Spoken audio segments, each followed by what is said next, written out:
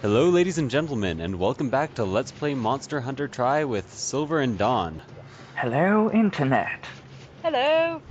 And today we are going to hunt a Gobul, which is kind of a unique monster because it's the first one that you can actually strategize against, and in our case, completely cheat and cheese the game out of victory. And you'll see what we mean by that when we get into it. So let's go, guys. This is going to be another hunt in the swamp area. Have we actually shown them a hunt in the swamp area yet? Yes, we have. Yes, we've done the Ludroth. And this time we're going to be fighting a monster that I quite like, and I think is the first real show of how challenging this game is going to get. Personally, I hate this monster because he's so annoying. You have to fight him underwater. He's just not a very fun guy to fight when you're first introduced to the game and when you first get into it. Yeah, I mean, you can fight him on the land, but he absolutely refuses to stay there. Oh my god, robot voice. Hopefully that... Yeah. Hopefully that changes pretty soon. Talk again? Hello! Okay, you're back to normal. Okay. Okay, that was crazy. You went 20th century on us. Man, Take me to your leader. that was actually pretty awesome. I like that. But anyways, I have also decided to, this episode, show off the longsword, which is a weapon you haven't seen yet. Mostly because it is kind of hell to use when there's people around. And you'll see why when I use it, but basically it tends to... Am I going the right way? Where am I? Yes, I am going the right way. No, we're Area 7. Really? Area 7 to fish it out? Yep. So the Gobul is a large monster, but you can actually fish it out of the water, which I always thought was really unique. Do we have to duck or anything? You guys know how to sneak, right? Yes. Sneak? How do you do You that? can just very carefully tilt the analog, and your character will walk or Oh, you crouch. yeah, okay. But you have to crouch first, and you are in the absolute wrong area. I'm swimming over to Area 4. Careful, careful, careful. Be very careful not to be noticed. Try to wall hug and get over to where we are. So, Okay. generally, what you want to do... No, don't run, don't run, don't run. Press... Very carefully Press B. walk. And then walk. Okay, so right about here is where we want to drop all our bombs. So these are large barrel bombs that you make by buying barrel bombs and... Oh god! Fail! Yeah. Okay, let's just fish him up. Come on. Dick Bnahabra. So what we were going to do I didn't even notice he was there. is we were going to... I still have some bombs. Well, put them there. Why not? We were going to fish him up and then we were going to blow him the hell up with all these barrel bombs. I also have a bouncing one. Don't put that down. Okay. I'm just gonna... Oh, don't run up to the shore. We might have just lost our chance to fish him out. Oh no, she's got him. Does she? Yep. He doesn't detect that easily. God, I've had him detect so easily before. So, what happens here, and I'm sorry I can't show you the animation properly, but... Yep, here we go. Yeah. Comes up. Do you have a stone equipped? Yep. And you fish him out. He lands directly on it. Throw a stone and bomb the hell out of him. And commence beating on him. Now, normally, if you get all 6 or all 8, it does a devastating amount of damage to him. And, yeah, Bnahabra did not agree with that. So, what I'm doing here is showing off the main mechanic of... Oh god. How did we get stunned? Oh, no, I'm paralyzed. That's good. It just flash bombed us. Two things to know about Gobul is that the little lantern on his head gives off a flash bomb effect when he uses it. You can break it to prevent him from doing that, and his tail also has paralyzing barbs on it. If he whips you with it, you will be paralyzed. So that's what I mean. This is the first kind of monster that is really a dick to you when you first get into the game. Like before that, not many monsters have status effects attached to them other than the Great Jaggy, which is kind of a wimp. But this thing, it's underwater most of the time, it has lots of health, and it can really screw you over with its flash bomb head, and, oh god, and with its tail. So anyways, what I was going to tell you and what I was going to show off this match is my sword now has an aura. And what happens with the katana, or the longsword as it's called, is it's a comboing weapon. And basically what happens is you have to attack until that bar right below my sharpness is at full. And then once you do that, you can draw the sword, then keep tapping R for a special combo attack. Every time that combo attack hits, your sword gets more powerful, until its maximum power, and at that point, you're doing the maximum DPS of any type of weapon. The main problem is, the combo takes up so much space that... Sorry, I got distracted there. That you often end up hitting your allies. And there is a way to avoid that flash bomb, which is what distracted me.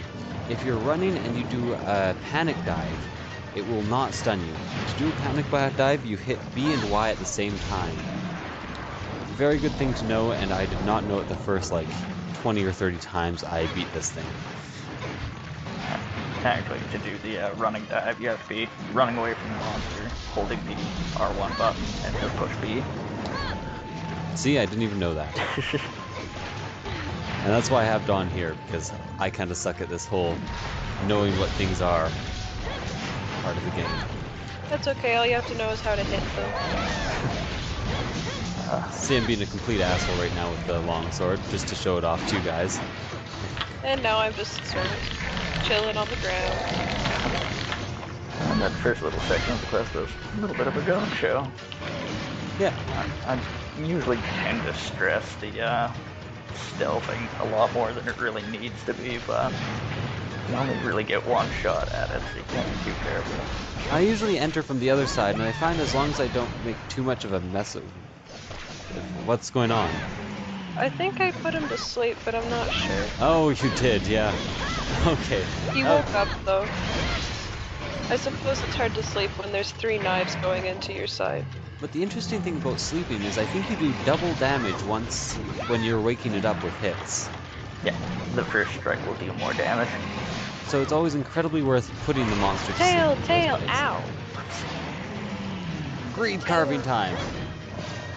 Oh, that's blind. Oh god. Oh hey, you're immune to its flash bomb when you're carving. I need help. Oh, thank you. Unless that was the monster, in which case, I guess nothing. Anyways, the one problem I have with the early game longswords is that they don't have much sharpness. So it's very hard to maintain an edge, and it's very hard to just combo over and over again, which is how you're supposed to deal the DPS. And also I find it's very hard to hit with the last attack of the combo, which is how you increase your aura and your multiplier on the attack. Oh god. So when it's underwater, it has a new moveset. Can you describe some of these moves to us? Because I'm not very good at that. Most of its attacks will involve it digging underneath the sand. It'll either try to go underneath you and jump up with you, stabbing it with the spikes on its back. It will try to inhale you, in which it will chew on your corpse and then spit you out. Or it will do that little rolling thing you just saw, where it curls into a ball and hits everyone around it. I wouldn't say they saw that rolling thing. I'm not giving the best angles right now on this. Well, they'll pitch. have plenty of opportunity to see it, since that's just about the only move he likes doing.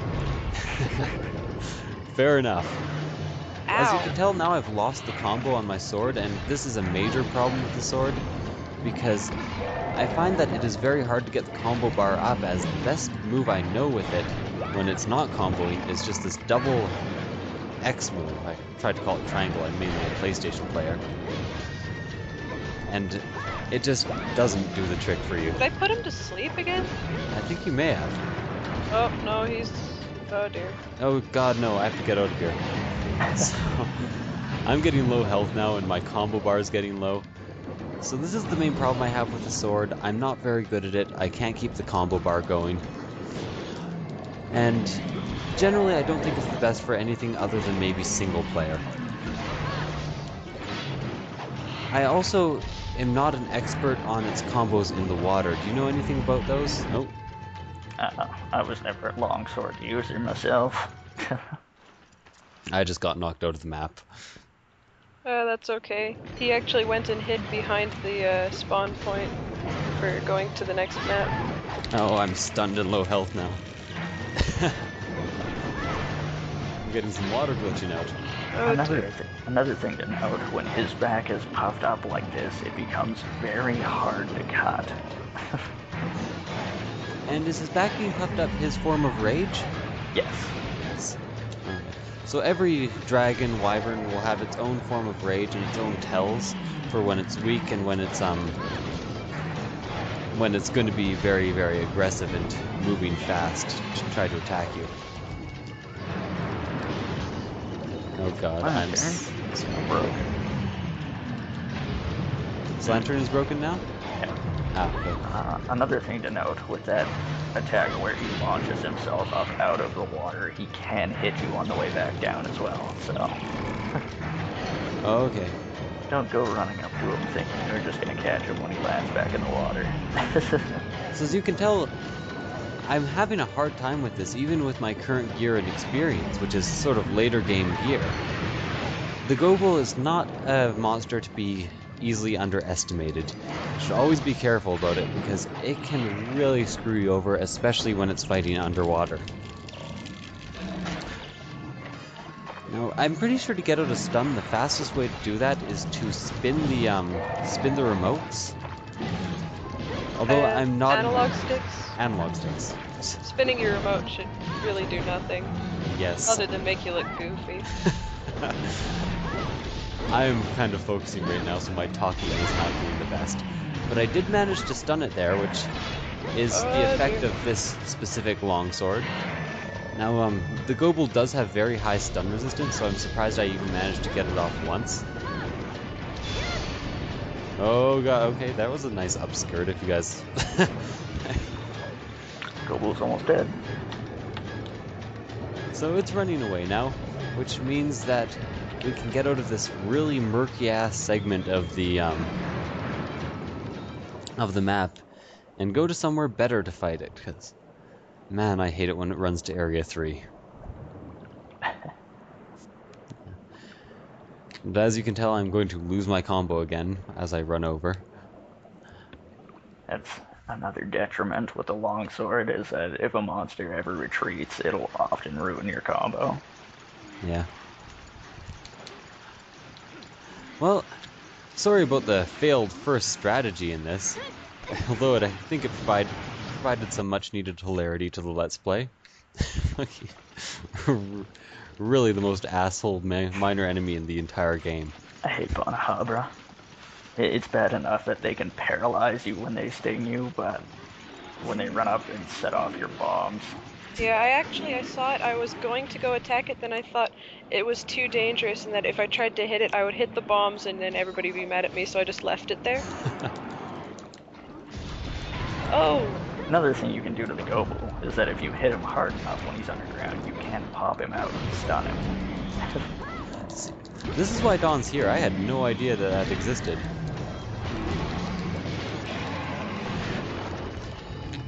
He does always run away to this area when he's low health and hide under the sand. And what was I going to say about that? You can tell his location by the reeds that stick up out of the ground. Ah yes, and the interesting thing is that you can actually harvest the reeds if you do it quickly and when he's sleeping. You will probably get paralyzed when he pops out of the ground, but you can get a fairly rare drop from it, Gobul Whiskers. Which, if you need them early game, is the easiest way to get them. So, if you guys are looking to hunt them down and to farm them, that's probably your best bet, even though you can sometimes get them as a reward.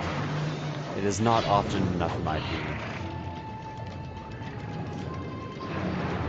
Oh god. No, you don't. Beautifully done. I'm not gonna get him that time. So how exactly did you pop them out there?